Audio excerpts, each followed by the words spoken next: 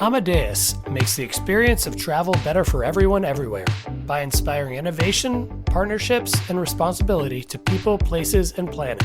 Our technology powers the travel and tourism industry, inspiring more open ways of working, more connected ways of thinking, centered around the traveler. Our open platform connects the global travel and hospitality ecosystem, from startups to big industry players and governments too. Together, redesigning the travel of tomorrow. Amadeus, it's how travel works. Visit us to know more, amadeus.com.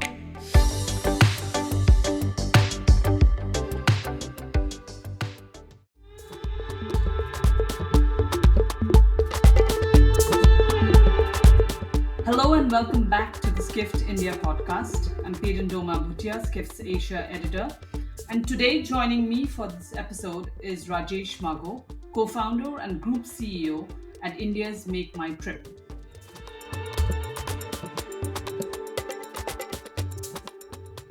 Welcome, Rajesh, and congratulations for an amazing quarter. Thank you. Thanks a ton. Thanks for having me. Rajesh, in your recent earnings call, Make My Trip has revealed that all its travel segments have not only rebounded from the challenges of the pandemic, but have actually grown beyond pre pandemic levels, like 2019, 2020 levels. And the numbers seem to be quite impressive. You know, your quarterly cross bookings have reached an all time high at almost about 2 billion. And that's not all, you've just bounced back, but I've also turned a significant profit, which is a remarkable turnaround from the 10 million loss during the same quarter last year. So, what are some of the factors that have led to these results? Yeah, sure. Firstly, it's a great observation, and thanks for that. So let me just sort of help you clarify some of this, and just also give you some pointer towards what has been sort of happening, which led to this kind of a performance now in this first quarter as we started the new fiscal year 23-24. And for that, if I just take a step back a little bit, obviously, 2 years was pandemic. It was a pretty long, challenging period, not only for us but for the entire industry. And if you look at our last full year results, 22-23, and we follow fiscal year, by the way, from April to March, and you would realize that whether it's a gross booking number as compared to, let's say, 1920, which is a pre-pandemic year, we had just about crossed the overall, the top line number. We used to do $6 billion gross booking. We did about 6.5, 6.6 in fiscal year 22-23. So that meant that the recovery, just going back to the same pre-pandemic level, was behind us. And more importantly, and very, very interesting sort of turn was on the bottom line, where the comparison goes like this. It was minus 70 million over 6 billion gross booking pre-pandemic 1920, and we closed 22-23 at 70 million positive number. Now 70 number is just a sheer coincidence. There is no science behind it. But the more important point here is that it was minus 72 plus 70. Now that was a perfect setting for us getting into the new fiscal year, feeling a lot more confident about two or three things, and which are the factors that you asked as part of your question. One of them was just the overall market on the demand side. The overall consumer sentiment was positive. In general, while the entire world has been talking about overall inflation rate in India, the overall inflation rate has also been, relatively speaking, far more controlled than the rest of the world. But more importantly, even if travel inflation was relatively higher because the fares were high, and Hotel even rates the were high, right? And hotel still rates are. were hotel rates were high, and yes, to some extent they still are. But despite that, and that is because of the as what we have sort of observed over the last few quarters, that the consumer trend to spend maybe a larger portion of disposable income towards travel was growing. So the overall habit changing was happening towards experiencing more and more, and because of that, demand sentiment was very, very positive. See, we got into the first quarter of the fiscal, which happens to be also a high season for a leisure use case perspective quarter. So there were seasonality tailwinds, and there was overall habit changing happening, and because of which the consumer sentiment was really positive. So that definitely helped us on the demand side, and more looking at intrinsically within the company.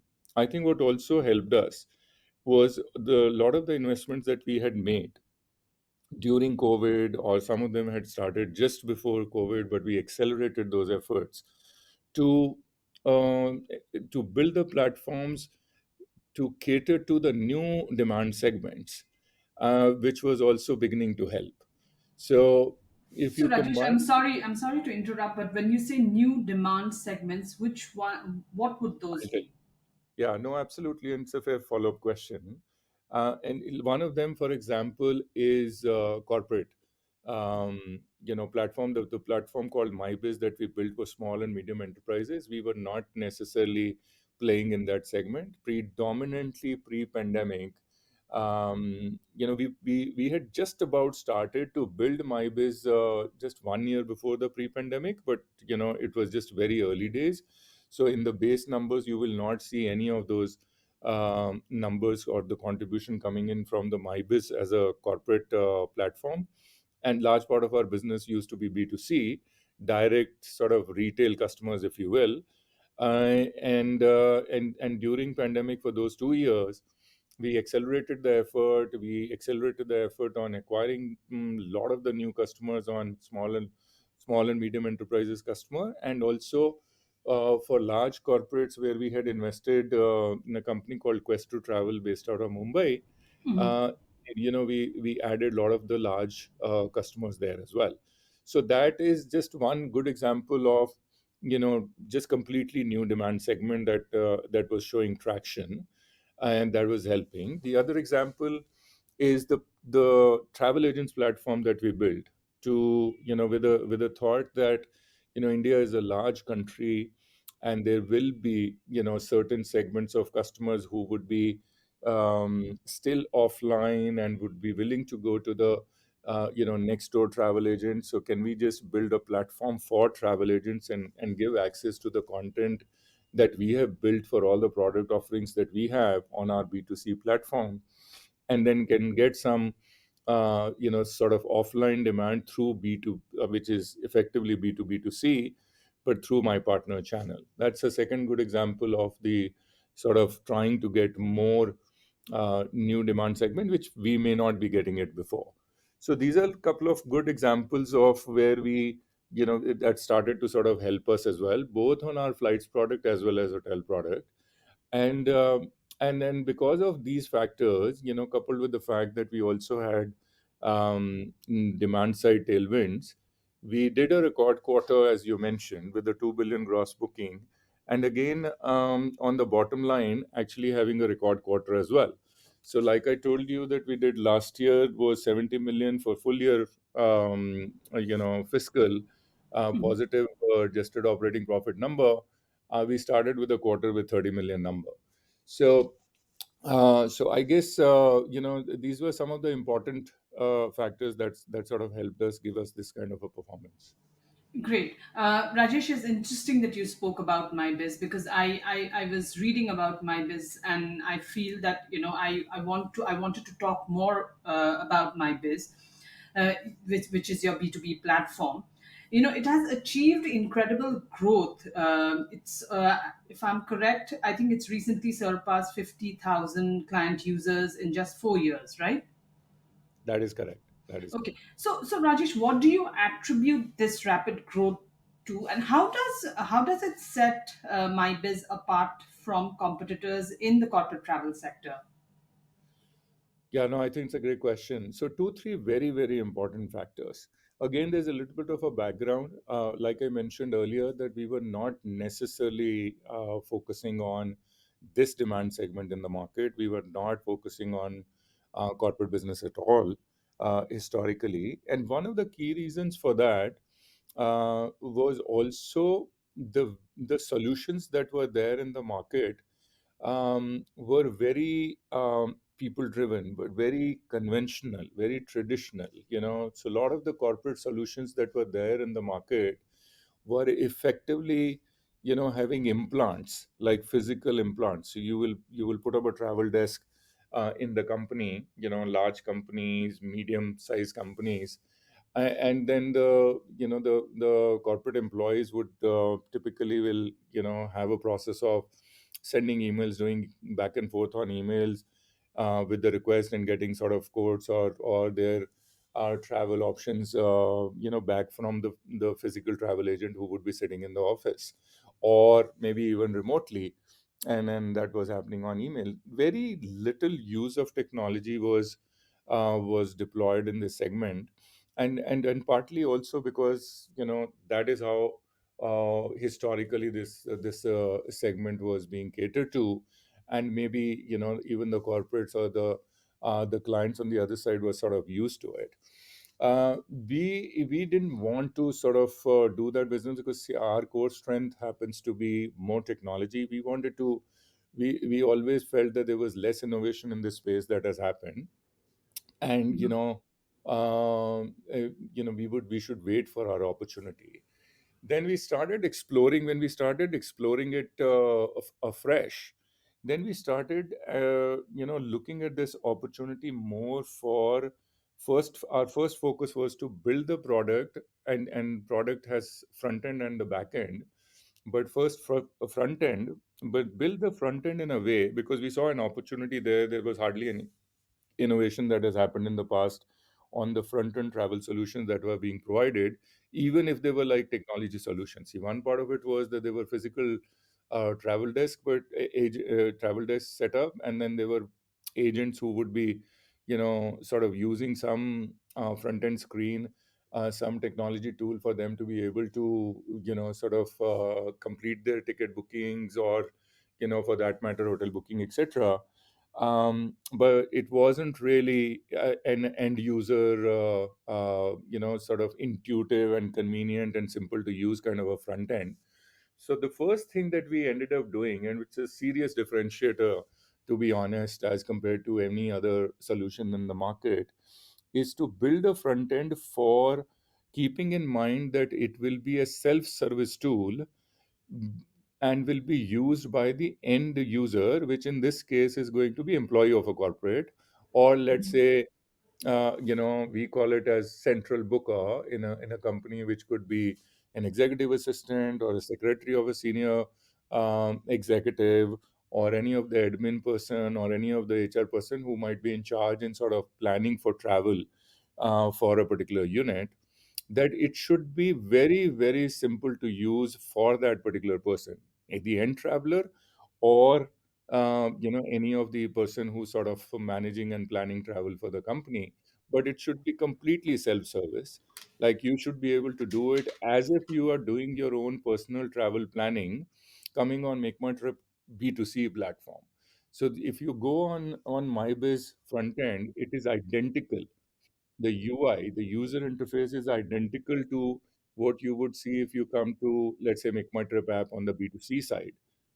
So I think that was a game changer, because So you're people. saying simplifying the whole process and simplifying, how the booking is done led to that change, right? Exactly. Simplifying the booking flow as well as the post sales experience. Mm-hmm. And then along with that, provide all the analytics on a click of a button. That anyone who's sort of looking at the cost side of travel in a particular organization, he or she should be able to, just on a click of button, get all the analysis, all the reports that he or she wants. So, coupled with and then the other differentiator was, from our perspective, that we could offer all our products. It's not only the flights, but we also have hotels, traveling within India, traveling international. We could offer, ancillary products like travel insurance, forex, or airport transfer, and so on. All of those product offerings comprehensively was on one platform, and is on one platform. And I think that also turned out to be a key differentiating factor. And all I of think, these I fac- think, do you also think that this would have been more useful for, it was not just for the large or the mid market corporates, but for the startups and the SMEs? I think this platform was especially more helpful.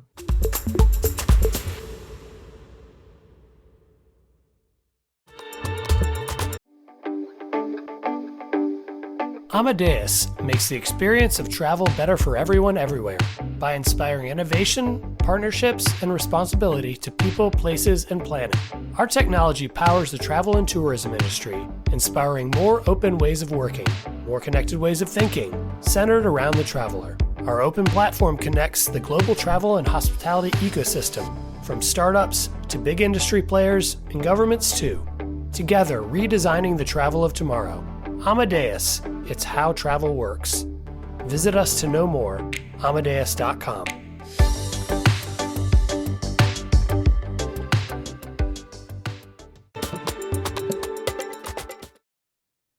No, absolutely. And this MyBiz is focusing more on mid-size as well as small enterprises. So it's effectively an SME platform. And the quest to travel is for large corporates, where we have about 300 large corporates, the likes of Aditya Birla Group or the Indian Oil Corporation Limited, or the HDFC, some of the units. Now that is a different product solution, and for the large corporates, because the needs are different. But MyBiz platform, where we have huge number of customers who have been onboarded very, very smoothly. By the way, onboarding also is a very easy process that we have built, because we thought that, like you rightly mentioned, for young companies, the startups or the high growth companies, not necessarily have become sort of large corporates. Now, Correct. their needs and the requirements could be very different, and they also are far more savvy on using the technology tools, and they would want more convenience, Yeah, but I transparency. think this kind of regularizes everything, the MyBiz platform, because if I'm for, especially for startups and small medium companies, I think an individual, if I'm traveling, if I'm an employee, I would be doing the booking. But say for instance, there are times that maybe I'll get the GST number wrong. So if that everything is built into the system, it's just about me booking like I do it for my normal leisure holiday. Is that the Absolutely. concept? Yeah, absolutely. GST is actually a great point, and I should have mentioned it earlier, because that was a specific need for this market. You Yes. won't have the GST need for any of the other global markets. At least I Correct. haven't seen it. I mean, there may be some other need from Mhm. a tax regulatory standpoint, but GST is a unique need for Indian market, and we had to solve for it. And we ended up solving for building the solution around that. And so, from an employee perspective, it becomes even more convenient. So whatever is needed, and whatever is needed for him or her to do the travel expense claims, everything is there, in sort of without any pain, right? So that definitely, obviously, overall helped us as well. Correct. I think that is the reason why MyBiz has kind of doubled its bookings over last year, and has grown almost three times over the pre-COVID period, and that too at a time when it was it's considered a very challenging environment for corporate travel, isn't it? Yeah, true. And corporate travel was, or the business travel use case was perhaps the last one to start to come back. Correct. When the recovery was happening or beginning to happen from COVID. And I guess the reason for us to be able to show the high growth or high traction on our platform was also that we were actually gaining share from the market. Though we were the late entrant, there have been many other players with different kind of corporate solutions in the market. But because of the kind of solution that we had built, because of the front end and the overall product comprehensiveness that we had, and a one stop sort of a solution for across the corporate segments, we were able to gain share in the market, because people saw MyBiz bringing in more product innovation, refreshing product innovation, as compared to many of the products that might be out there in the market. Yeah, also I think Rajesh, because like your quest to travel, there are many corporate travel agencies, but they focus a lot on the big corporates. So the SME sector was something that was more or less not so much tapped, right? Yeah, that is absolutely true. See, that basically they were just going to the next best choice from their perspective was Hmm. either coming to our, let's say, if there are micro SMEs, they would come to our direct B2C platform and do it, Correct. or they Absolutely. would have a small travel agent that they will fall back to. But what they found very very interesting in the solution was there was huge amount of transparency, and right Hmm. on your screen, and you can see what you want to do with all kinds of options. You want a refundable fare or a non-refundable fare, or what will happen to cancellation. You have all the flexibility of making choices and looking at various options and then taking an informed decision, rather than that giving a requirement to someone and then someone is just giving you one option and then you had no choice but to take that. Okay. That's a very interesting perspective about, about the, and it also shows, it's also, testament to the fact that India is growing with the small and medium enterprises. Um, Rajesh, I'd like to also dig a little bit deeper into some of the exciting initiatives that Make My Trip has undertaken. One, from your earnings call, one notable development that I've noticed is your dedication to expanding your inventory of homestay properties.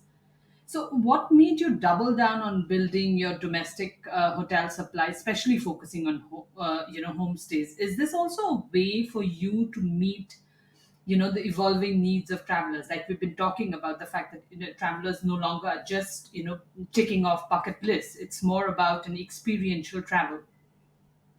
Yeah, absolutely. And I think that'll be the right way to put it.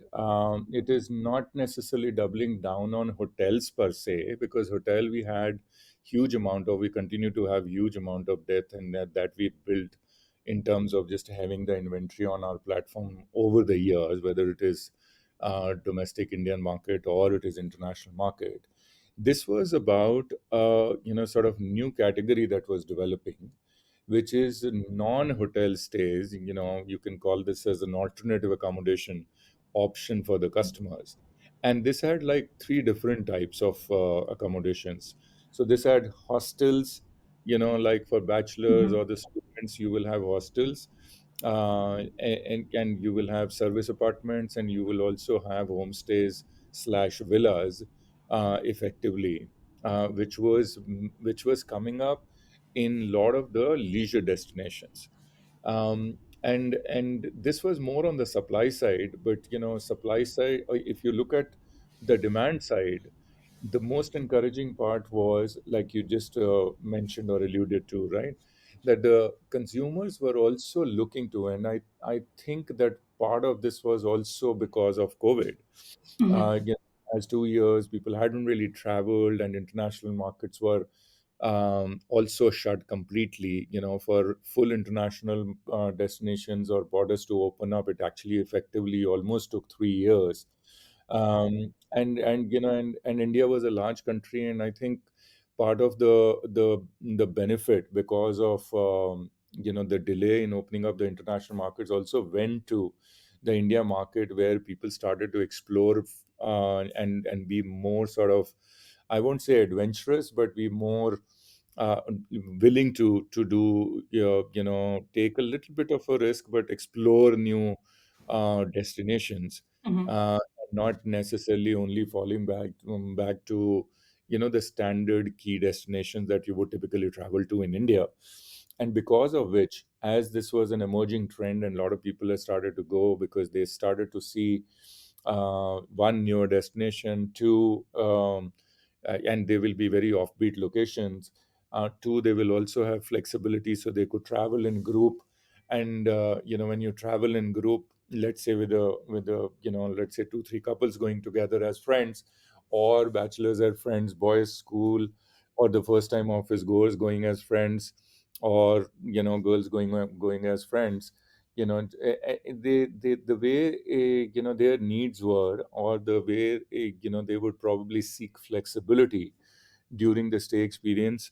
All of this was on offer through homestays, right? Because you don't have set rules in homestays. You can have all the flexibility. You can take the entire villa, and then per room cost will also get optimized in that sense. And you can have a caretaker. You can also have food, the kind of food that you like, because you might have cook at your disposal there.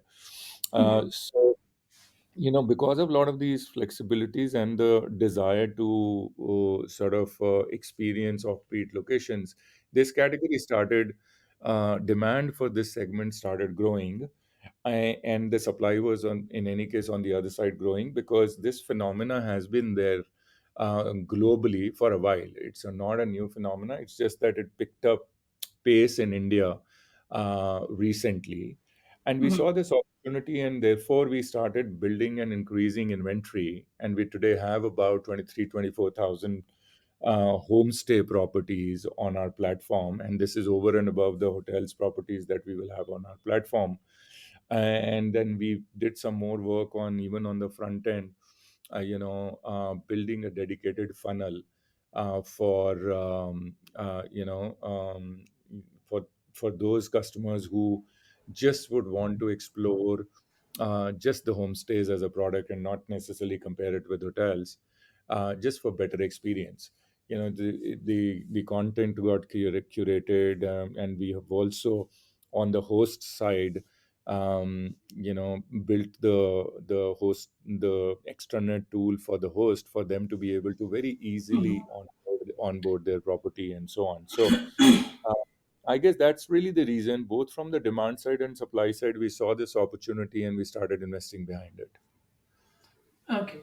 When it comes to investment, Rajesh, I also wanted to talk to you about the rollout of a brand new AI powered tool. Yep.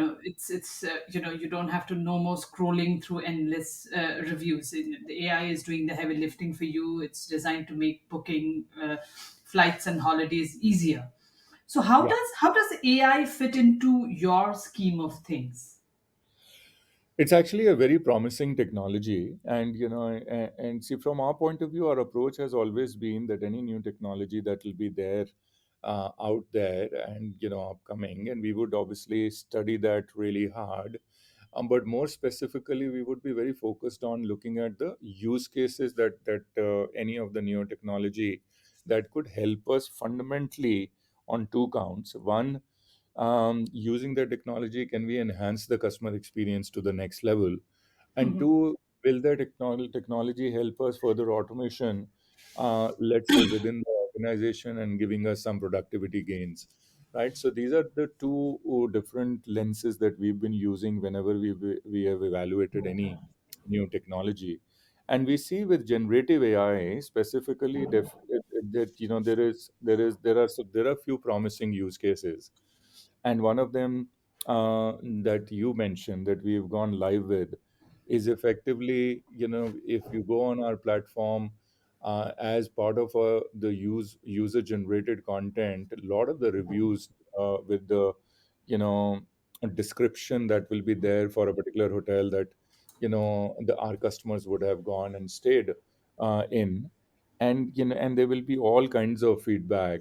And we thought that this might be very good sort of use case for us to be able to enhance the customer experience by summarizing it, the gist of all those, let's say, 200 reviews or more, into maybe 2 or 3 lines summary that would be meaningful for customer to look at it and take an informed call. But if he or she wants to just go deeper into it, obviously the all the reviews are available, the ratings are available, and then you can go into more specifically. And there also we've tried to make it easier, pick up different the tags that we have built. Let's say in a hotel, if there is, let's say, feedback around food in the restaurant, so you can have all the feedback related to to food as a keyword, or if it is to do with the room, if it is to do with the hygienic conditions, if it is to do with the any other facility or amenity in the hotel, that you can just we've tried to sort of consolidate at one place, and a click of a button you can see all of them together. And on top of that, you can see the gist of all the reviews put together in a summary. So that's one very we thought was very important or very relevant sort of use case for our customers that we did.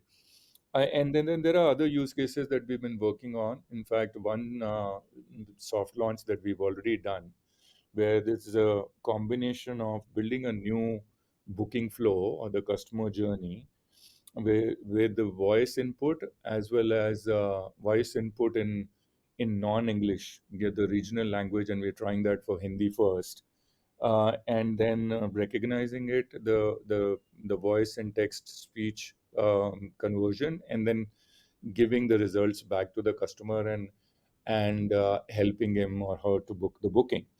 So that we are doing it for flights, and we are also doing it for our holiday packages, which is like a bot experience or a combination of bot, and then leading to sort of platform kind of an experience, a bit of an hybrid experience.